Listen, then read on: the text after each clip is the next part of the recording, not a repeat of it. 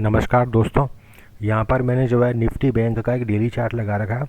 इसके daily chart के अंदर मैंने एज ए इंडिकेटर लगा रखा है 20 का मूविंग एवरेज, ये मेरी रेड लाइन है, और ये 200 का मूविंग एवरेज, ये मेरी ब्लैक लाइन है। तो यहाँ पर आप देख सकते हो कि ये जो इंडेक्स जो है इसकी प्राइस जो है वो दोनों ही मूविंग एवरेज के ऊपर है। तो जो 20 का जो मूविंग एवरेज है ना, वो इंडेक्स के अंदर बताता है जो है मोमेंटम के बारे में, यानी कि इस इंडेक्स का मोमेंटम मेरा पॉजिटिव में है, क्योंकि इसकी जो प्राइस जो है वो इस इंडिकेटर के ऊपर है। तो 20 का जो मूविंग एवरेज है उसकी वैल्यू निकल के आ रही है अभी 52,666 की, और इसकी जो करंट प्राइस है उसका लेवल निकल के आ रहा है 53,630 का। तो इसकी जो करंट प्राइस है वो मोमेंटम इंडिकेटर के ऊपर है। इसका मतलब यह है कि इसका जो मोमेंटम जो है वो आने वाले हफ्ते के अंदर पॉजिटिव ही रहने वाला है। और यहाँ पर आप ये देख सकते हो कि बैंक निफ्टी के अंदर फ्राइडे के दिन गिरावट आई थी, और इसने जो है इंट्राडे के अंदर तो ये 20 की मूविंग एवरेज के नीचे आ गया था ये इंडेक्स, लेकिन वापस से ये जो है 20 की मूविंग एवरेज के ऊपर आ गया। इसका मतलब यह है कि आने वाले हफ्ते के अंदर 20 का जो मूविंग एवरेज है वो निफ्टी बैंक के अंदर काम करने वाला है एक स्ट्रॉन्ग जो है सपोर्ट का।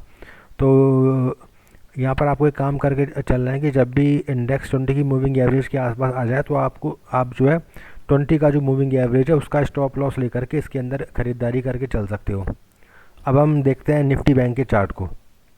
तो यहाँ से मैं लगाता हूँ निफ्टी का चार्ट।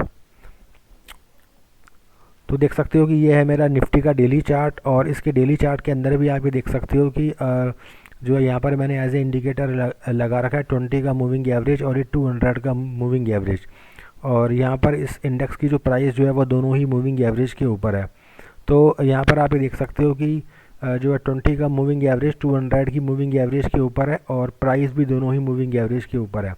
तो 20 के जो मूविंग एवरेज है ये मेरी रेड लाइन है, इसकी वैल्यू निकल के आ रही है अभी लगभग 24,405 की, और इसकी जो करंट प्राइस है उसको मैंने येलो कलर से इंडिकेट किया है। इसकी करंट प्राइस का लेवल निकल के आ रहा है 24,768 का। तो करंट प्राइस 20 की मूविंग एवरेज के ऊपर है। इसका मतलब यह है कि इसका मोमेंटम मेरा पॉजिटिव में है, और आने वाले हफ्ते के अंदर भी पॉजिटिव ही रहने वाला है। तो इंट्राडे के अंदर लास्ट फ्राइडे के अंदर ये इंडेक्स जो है वो 20 की मूविंग एवरेज के नीचे आया था, लेकिन वापस से ये 20 की मूविंग एवरेज के ऊपर आ गया, और इसने जो है अभी अपनी जो है ऊपर की क्लोजिंग दी है।